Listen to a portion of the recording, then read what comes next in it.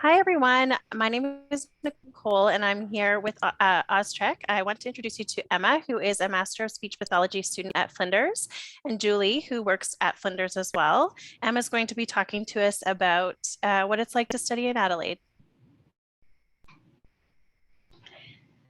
Hi, my name's Emma. I am a first year student in the Master of Speech Pathology at Flinders University.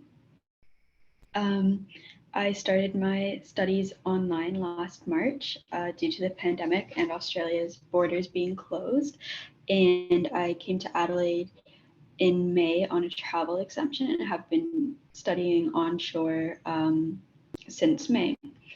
Um, it's been really great studying the Master of Speech Pathology at Flinders, especially with the pandemic.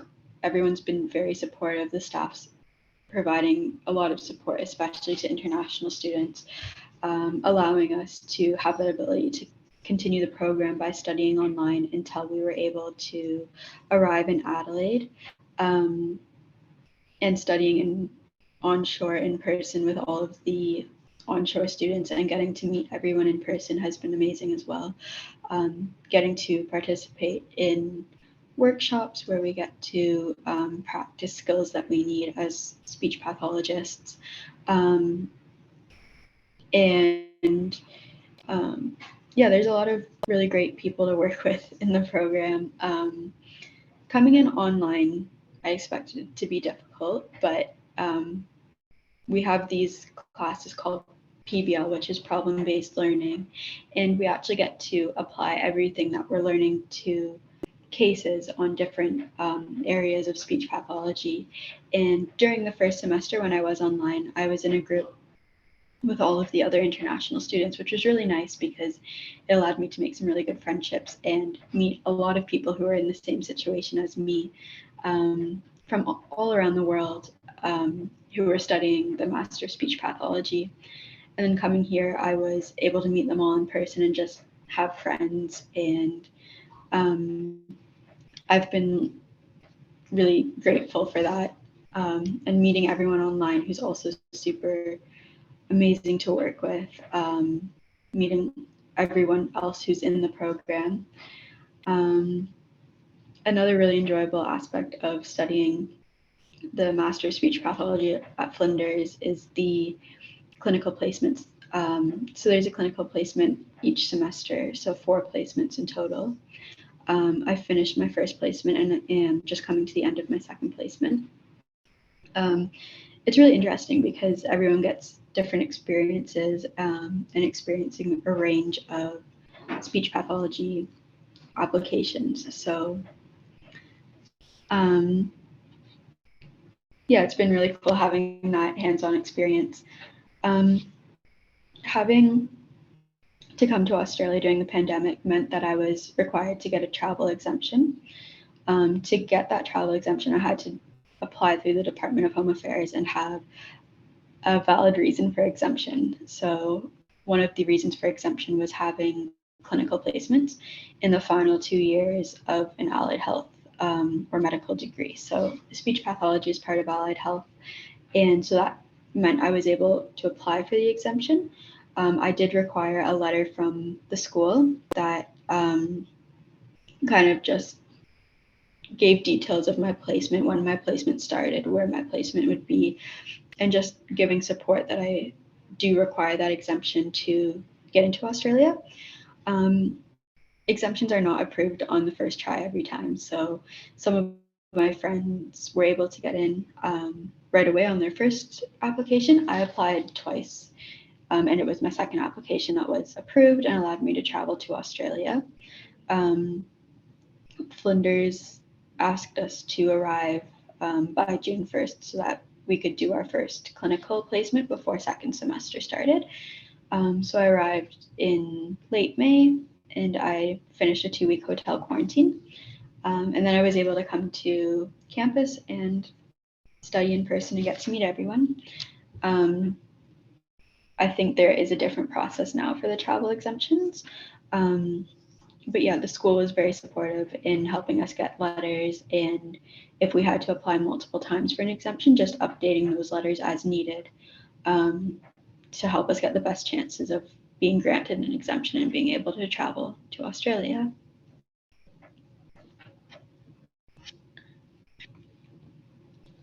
So one of the questions was, what type of clinical placement was your first one, Emma? What type of clinical placement am I in right now? Sorry, I didn't quite hear the end of the question. Yeah, no, that's okay. So your first clinical placement we just talked about, where was it and what was it like? What sort of type of placement was it?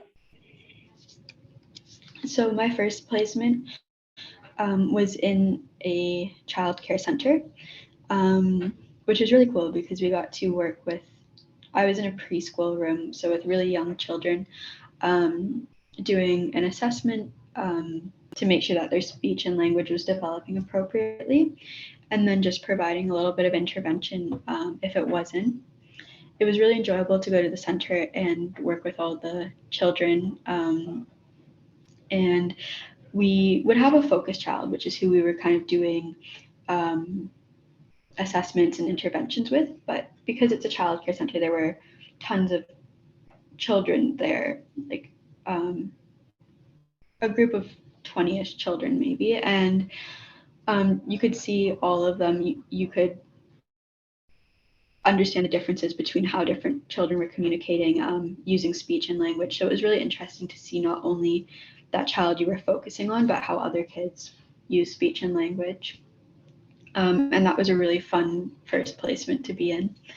My second placement that I'm in right now, I'm in the voice clinic.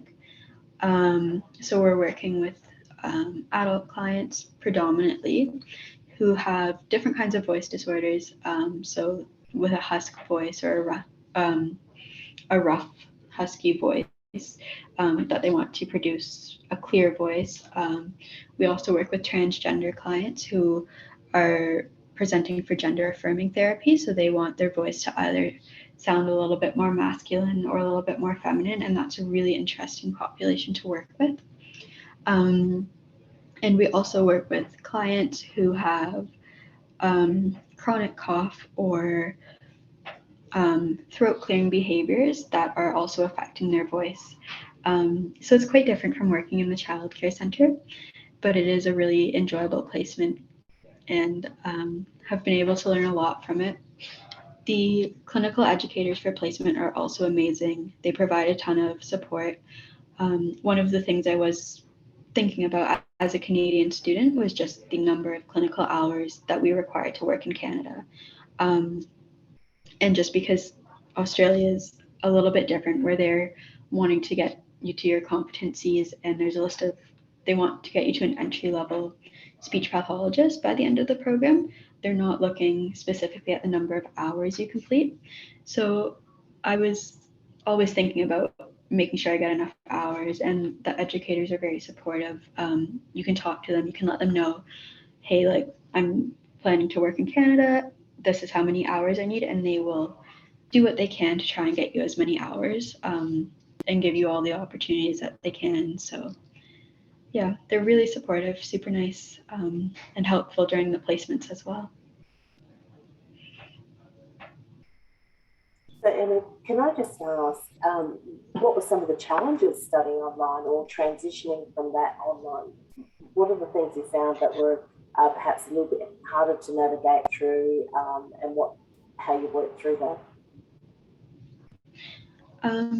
So some of the things that were harder to navigate through online were some of the times were a little bit difficult, just because some of our classes would fall in the middle of the night for Canada.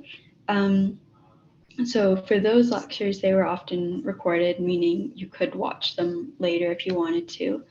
In addition, those PBL sessions were live and working with other people in a group. And I think Flinders did a great job of helping us through that, making sure that they were scheduled at a time that wasn't in the middle of the night for anyone. So we had the ability to, it would be later at night, in the evening for me, but they kind of helped manage that. Studying online, we also did not get to participate fully in workshops, which is where you get to learn to apply the skills that you're learning before needing them in placements. And that was hard because they are designed to be done in person. So some of the workshops we were able to watch the live stream of them and kind of see what was going on and work in groups online. But our course coordinator actually scheduled those workshops that we were not able to attend. They scheduled makeup sessions once all of the international students were online. So they were really helpful in navigating that barrier as well. The only other thing was going from PBL online to working in person. We were a little bit worried because as international students who were working together a full semester, we developed this kind of way that we were doing PBL that worked really well. So then we were a little nervous about how it might go in person, just if it would be more difficult or different. But it works really well working in person and not online, and working with other onshore students to figure out how they do things differently, and just integrating into their how they figured out how to do those PBL sessions. So just kind of working with other people and always knowing that the staff and lecturers are there to support you. And if you have any questions, you can always ask, and they'll help you and they'll try to figure things out with you. That's excellent, fantastic. They are a great team, and you do, they become a bit like family, I think. They sort of take you under the wing, so I hope you have that experience. Question, what was your first impressions of Adelaide, and what do you do on the weekends? So my first impression of Adelaide was that there's quite a lot to do, like downtown. Like there's Rundle Mall, there's a ton of amazing places that you can go out to eat. There is a train that goes straight from Flinders University to downtown, so that makes it really accessible to get downtown, walk around the city, going to the botanical gardens, and you can also get to the beach pretty easily. So I've gone to Glenelg a few times with my friends and just walked around, and so my impression of Adelaide would be that it's easy to get around using public transport. I spend my weekends hanging out with my friends. I decided to live on campus for my first semester here, just because I hadn't been to Adelaide before and didn't know the city. So it's really easy to get to classes. The other international students who I met online, a lot of them are also living on campus, so it's good to have that little community and a group of people to hang out with who are super close. We also were able to spend a weekend and go a little bit farther to Kangaroo Island. And then there are a couple places that are a little bit more difficult to get to with public transport. So there's a little German town called Hondorf and Kangaroo Island, and there's also Cleland Wildlife Park. So there are things that we wanted to do that were a little bit farther, but it's super easy to get a taxi or an Uber, or if some of your friends have a car, it's easy to get a little bit farther because there's beautiful places out a little farther from the city as well. Excellent. And for those that don't know what Glenelg is a beautiful tourist beach, and the beaches there are one of our highlights, I think. So where Flinders is, it's about 20 minutes out of the CBD, and so we're really between the hills, the beach, the city, and the wineries are only 20 minutes away drive. So we're in a sweet spot.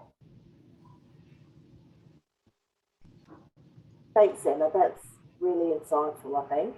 And hopefully, the students got something out of that, and just your experience has been great to share. Yes, thanks so much, Emma, for answering the questions, and Julie for facilitating. We really enjoyed having you, and we are at time now. We just got some thank yous from the chat as well. So I hope everyone has a good day, and thanks again. Yeah, thank you. Take care. Thanks so much, Nicole. Have a great day, Emma. You I'll too. talk to you soon. Bye. Take care.